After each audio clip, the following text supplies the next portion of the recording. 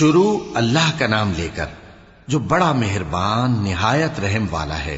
کاف ہا یا عین صاد، یہ تمہارے پروردگار کی مہربانی کا بیان ہے جو اس نے اپنے بندے زکریا پر کی تھی جب انہوں نے اپنے پروردگار کو دبی آواز سے پکارا اور کہا کہ اے میرے پروردگار، میری ہڈیاں بڑھاپے کے سبب کمزور ہو گئی ہیں اور سر سفید بالوں کی وجہ سے چمکنے لگا ہے، اور اے میرے پروردگار، میں تجھ سے مانگ کر کبھی محروم نہیں رہا، اور میں اپنے بعد اپنے بھائی بندوں سے ڈرتا ہوں، اور میری بیوی بانجھ ہے، پھر بھی مجھے اپنے پاس سے ایک وارث عطا فرما جو میری اور اولاد یعقوب کی میراث کا مالک ہو، اور اے میرے پروردگار اس کو خوش اخلاق بنائیو۔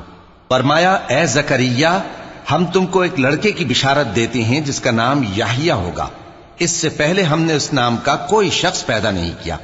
انہوں نے کہا کہ پروردگار، میرے ہاں کس طرح لڑکا ہوگا جبکہ میری بیوی بانجھ ہے اور میں بڑھاپے کی اس حالت کو پہنچ گیا کہ سوکھ گیا ہوں؟ حکم ہوا کہ اسی طرح ہوگا۔ تمہارے پروردگار نے فرمایا ہے کہ مجھے یہ آسان ہے، اور میں پہلے تم کو بھی تو پیدا کر چکا ہوں اور تم کچھ چیز نہ تھے۔ کہا کہ پروردگار میرے لیے کوئی نشانی مقرر فرما۔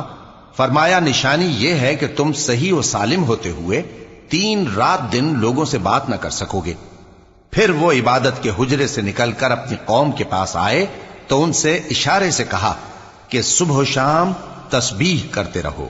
فرمایا اے یحییٰ، ہماری کتاب کو مضبوطی سے تھامے رہو، اور ہم نے ان کو لڑکپن ہی میں دانائی عطا فرمائی تھی اور اپنے پاس سے شفقت اور پاکیزگی دی تھی، اور وہ پرہیزگار تھے اور وہ اپنے ماں باپ کے ساتھ نیکی کرنے والے تھے اور سرکش اور نافرمان نہیں تھے۔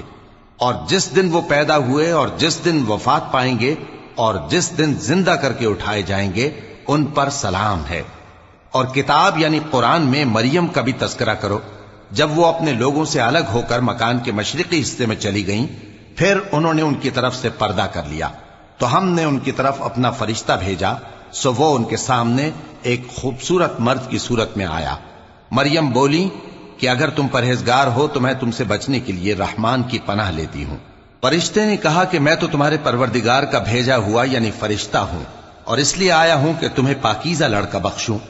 مریم نے کہا کہ میرے ہاں لڑکا کیوں کر ہوگا جبکہ مجھے کسی مرد نے بطور شوہر چھوا تک نہیں اور میں بدکار بھی نہیں ہوں۔ فرشتے نے کہا کہ یوں ہی ہوگا۔ تمہارے پروردگار نے فرمایا کہ یہ مجھے آسان ہے اور میں اسے اسی طریق پر پیدا کروں گا تاکہ اس کو ہم لوگوں کے لیے اپنی طرف سے نشانی اور ذریعہ رحمت بنائیں، اور یہ کام مقرر ہو چکا ہے۔ چنانچہ وہ اس بچے کے ساتھ حاملہ ہو گئیں اور اسے لے کر ایک دور جگہ چلی گئیں۔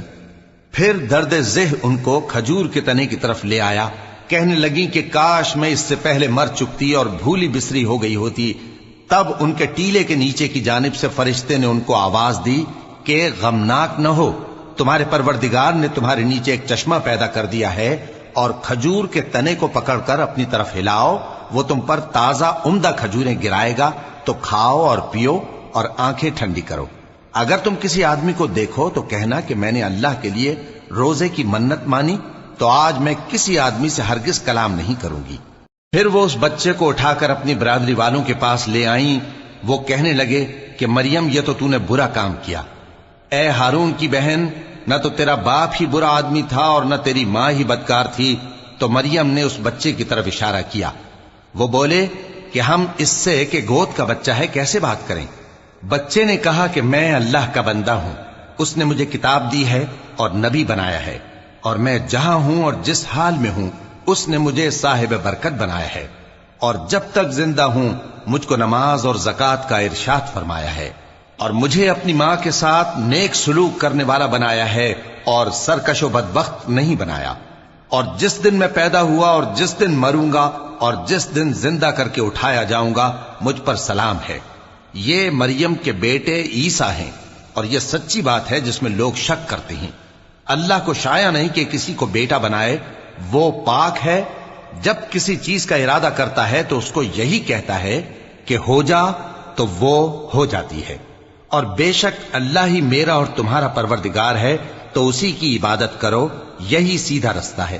پھر اہل کتاب کے فرقوں نے باہم اختلاف کیا، سو جو لوگ کافر ہوئے ہیں ان کو بڑے دن یعنی قیامت کے روز حاضر ہونے سے خرابی ہے۔ وہ جس دن ہمارے سامنے آئیں گے کیسے سننے والے اور کیسے دیکھنے والے ہوں گے، مگر ظالم آج کھلی گمراہی میں ہے۔ اور ان کو حسرت و افسوس کے دن سے ڈرا دو جب بات فیصل کر دی جائے گی اور وہ غفلت میں پڑے ہوئے ہیں اور ایمان نہیں لاتے۔ ہم ہی زمین کے اور جو لوگ اس پر بستے ہیں ان کے وارث ہوں گے، اور ہماری ہی طرف ان کو لوٹنا ہوگا۔ اور کتاب میں ابراہیم کا ذکر کرو، بے شک وہ نہایت سچے تھے، پیغمبر تھے۔ جب انہوں نے اپنے باپ سے کہا کہ ابا، آپ ایسی چیزوں کو کیوں پوچھتے ہیں جو نہ سنیں اور نہ دیکھیں اور نہ آپ کے کچھ کام آ سکیں؟ ابا، مجھے ایسا علم ملا ہے جو آپ کو نہیں ملا، تو میرے ساتھ ہو جائیے، میں آپ کو سیدھی راہ پر لے چلوں گا۔ ابا، شیطان کی پوجا نہ کیجیے، بے شک شیطان اللہ کا نافرمان ہے۔ ابا، مجھے ڈر لگتا ہے کہ آپ کو اللہ کا عذاب آ پکڑے تو آپ شیطان کے ساتھی ہو جائیں۔ اس نے کہا کہ ابراہیم، کیا تو میرے معبودوں کے خلاف ہے؟ اگر تو باز نہ آئے گا تو میں تجھے سنسار کر دوں گا اور تو ہمیشہ کے لیے مجھ سے دور ہو جا۔ ابراہیم نے سلام علیکم کہا اور کہا کہ میں آپ کے لیے اپنے پروردگار سے بخشش مانگوں گا، بے شک وہ مجھ پر نہایت مہربان ہے۔ اور میں آپ لوگوں سے اور جن کو آپ اللہ کے سوا پکارا کرتے ہیں ان سے کنارہ کرتا ہوں اور اپنے پروردگار ہی کو پکاروں گا۔ امید ہے کہ میں اپنے پروردگار کو پکار کر محروم نہیں رہوں گا۔ اور جب ابراہیم ان لوگوں سے اور جن کی وہ اللہ کے سوا پرستش کرتے تھے الگ ہو گئے تو ہم نے ان کو اسحاق اور اسحاق کو یعقوب بخشے اور ہر ایک کو پیغمبر بنایا، اور ہم نے ان کو اپنی رحمت سے بہت سی چیزیں عنایت کی اور ان کا ذکر جمیل بلند کیا۔ اور کتاب میں موسیٰ کا بھی ذکر کرو، بے شک وہ ہمارے برگزیدہ تھے اور رسول تھے، نبی تھے، اور ہم نے ان کو طور کی داہنی طرف سے پکارا اور باتیں کرنے کے لیے نزدیک بلایا، اور اپنی مہربانی سے ان کو ان کا بھائی ہارون پیغمبر بنا کر عطا کیا۔ اور کتاب میں اسماعیل کا بھی ذکر کرو، وہ وعدے کے سچے اور رسول تھے، نبی تھے، اور وہ اپنے گھر والوں کو نماز اور زکوٰۃ کا حکم کرتے تھے اور اپنے پروردگار کے ہاں پسندیدہ تھے۔ اور کتاب میں ادریس کا بھی ذکر کرو، وہ بھی نہایت سچے تھے، نبی تھے، اور ہم نے ان کو اونچی جگہ اٹھا لیا تھا۔ یہ وہ لوگ ہیں جن پر اللہ نے اپنے پیغمبروں میں سے فضل کیا، یعنی اولاد آدم میں سے، اور ان لوگوں میں سے جن کو ہم نے نوح کے ساتھ کشتی میں سوار کیا، اور ابراہیم اور یعقوب کی اولاد میں سے، اور ان لوگوں میں سے جن کو ہم نے ہدایت دی اور جنہیں برگزیدہ کیا۔ جب ان کے سامنے ہماری آیتیں پڑھی جاتی تھیں تو سجدے میں گر پڑتے اور روتے رہتے تھے۔ پھر ان کے بعد چند ناخلف ان کے جانشین ہوئے جنہوں نے نماز کو ضائع کر دیا اور خواہشات نفسانی کے پیچھے لگ گئے، سو ان قریب ان کو گمراہی کی سزا ملے گی۔ ہاں، جس نے توبہ کی اور ایمان لایا اور عمل نیک کیے تو ایسے لوگ بہشت میں داخل ہوں گے اور ان کا ذرا نقصان نہ کیا جائے گا، یعنی ہمیشہ کی بہشتوں میں جس کا اللہ نے اپنے بندوں سے وعدہ کیا ہے کہ جو ان کی آنکھوں سے پوشیدہ ہے۔ بے شک اس کا وعدہ نیکوکاروں کے سامنے آنے والا ہے، وہ اس میں سلام کے سوا کوئی بیہودہ کلام نہ سنیں گے اور ان کو صبح و شام کھانا ملے گا۔ یہی وہ جنت ہے جس کا ہم اپنے بندوں میں سے ایسے شخص کو مالک بنائیں گے جو پرہیزگار ہوگا۔ اور فرشتوں نے پیغمبر کو جواب دیا کہ ہم تمہارے پروردگار کے حکم کے سوا اتر نہیں سکتے۔ جو کچھ ہمارے آگے ہے اور جو پیچھے ہے اور جو اس کے درمیان ہے سب اسی کا ہے، اور تمہارا پروردگار بھولنے والا نہیں، یعنی آسمان اور زمین کا اور جو ان دونوں کے درمیان ہے سب کا پروردگار، تو اسی کی عبادت کرو اور اس کی عبادت پر ثابت قدم رہو۔ بھلا تم کوئی اس کا ہم نام جانتے ہو؟ اور کافر انسان کہتا ہے کہ جب میں مر جاؤں گا تو کیا زندہ کر کے نکالا جاؤں گا؟ کیا ایسا انسان یاد نہیں کرتا کہ ہم نے اس کو پہلے بھی تو پیدا کیا تھا جبکہ وہ کچھ بھی چیز نہ تھا؟ سو تمہارے پروردگار کی قسم، ہم ان کو جمع کریں گے اور شیطانوں کو بھی، پھر ان سب کو جہنم کے گرد حاضر کریں گے اور وہ گھٹنوں پر گرے ہوئے ہوں گے۔ پھر ہر گروہ میں سے ہم ایسے لوگوں کو کھینچ نکالیں گے جو رحمان کے مقابلے میں سخت سرکشی کرتے تھے، پھر ہم ان لوگوں سے خوب واقف ہیں جو اس میں داخل ہونے کے زیادہ لائق ہیں، اور تم میں سے کوئی شخص نہیں مگر اسے اس پر گزرنا ہوگا، یہ تمہارے پروردگار پر لازم ہے، مقرر ہے۔ پھر ہم پرہیزگاروں کو نجات دیں گے اور ظالموں کو اس میں گھٹنوں کے بل پڑا ہوا چھوڑ دیں گے۔ اور جب ان لوگوں کے سامنے ہماری آیتیں پڑھی جاتی ہیں تو جو کافر ہیں وہ مومنوں سے کہتے ہیں کہ دونوں فریق میں سے مکان کس کے اچھے، اور مجلسیں کس کی بہتر ہیں؟ اور ہم نے ان سے پہلے بہت سی امتیں ہلاک کر دیں، وہ لوگ ان سے ٹھاٹ باٹ اور نمود و نمائش میں کہیں اچھے تھے۔ کہہ دو کہ جو شخص گمراہی میں پڑا ہوا ہے، رحمان اس کو آہستہ آہستہ مہلت دیا جاتا ہے، یہاں تک کہ جب اس چیز کو دیکھ لیں گے جس کا ان سے وعدہ کیا جاتا ہے، خواہ عذاب اور خواہ قیامت، تو اس وقت جان لیں گے کہ مکان کس کا برا ہے اور لشکر کس کا کمزور ہے۔ اور جو لوگ ہدایت یاب ہیں، اللہ ان کو زیادہ ہدایت دیتا ہے، اور نیکیاں جو باقی رہنے والی ہیں وہ تمہارے پروردگار کے ہاں صلے کے لحاظ سے خوب اور انجام کے اعتبار سے بہتر ہیں۔ بھلا تم نے اس شخص کو دیکھا جس نے ہماری آیتوں سے کفر کیا اور کہنے لگا کہ اگر میں ازسر نو زندہ ہوا بھی تو یہی مال اور اولاد مجھے وہاں ملے گا؟ کیا اس نے غیب کی خبر پالی ہے یا اللہ کے یہاں سے عہد لے لیا ہے؟ ہرگز نہیں۔